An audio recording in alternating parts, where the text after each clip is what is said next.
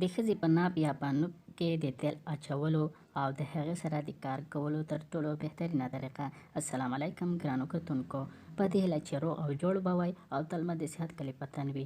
مخکې له دې چې دغه طریقه تاسو ته در وښیو، یو کوچنۍ هیله در څخه کوو که تر اوسه مو زموږ چینل نوي سبسکرایب، د ویډیو لاندې سور د سبسکرایب نشان ووهئ، په خوا کې د ګونګړي نشان باندې کلیک وکړئ. مننه.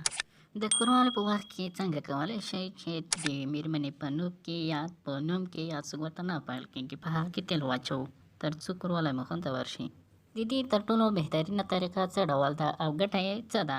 هغه میرمنې چې دوی په خېټه بچی لري یا هغه خاوندان چې د دوی میرمنو په خېټه بچی وي، نو کولی شي دوی دا ډول نسخه وکاروي او له دې نسخې څخه ګټه واخلي. که غواړئ تر اخره پورې د دې ویډیو په مطلب باندې ځان پوه کړئ، نو ویډیو تر اخره وګورئ. ولې د ښځې په نوپ کې تیل اچول کېږي؟ که څه ته همدا رواج زموږ په هیواد کې نشته او یا په ځینې نورو خارجي هیوادونو کې دا رواج ده. کله چې په خارجي هیوادونو کې د کومې میرمنې بچی په خېټه شي، نو دا تر ټولو بهترینه کار ده او د ښځې په نوم یا فناپ کې تیل اچوي تر څو بچي ته زیان ونه رسیږي. دا د دې لپاره چې کوم ماشوم چې د میرمنې په خېټه کې ده د هغه ته کوم تاوان نه رسیږي. دوهم دا هغه میرمنې چې د دوی ماشوم په خېټه ده همداشان د کوروالی دوی کې وي، د دوی شرمګاه به یا د شرم ځای به نه توریږي او تل به سپینه وي. هغه میرمنې چې دوی په وچه خېټه ماشوم نړۍ ته راوړي د هغه د شرم ځای به تور وي. که چېرې دوی په نوپ یا په نوم کې تیل استعمالوي، نو د دوی ماشوم د راوړلو څخه وروسته به د شرم ځای سپین وي او توروالی به نه پکې رامنځته کېږي.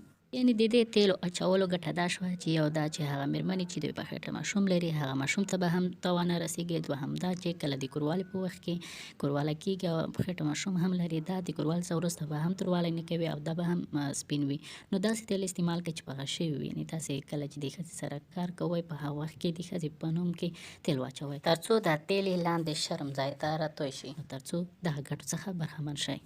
هیله کوم چې زموږ له ویډیو څخه غلط مطلب وانه خلئ. که چېرې مو ویډیو خوښه شوې لایک یې کړئ، که کومه پوښتنه لرئ کمنټ یې کړئ او دا ویډیو در سره شیر کړئ. که چینل مو سبسکرایب کړی نه وي در سره سبسکرایب کړئ.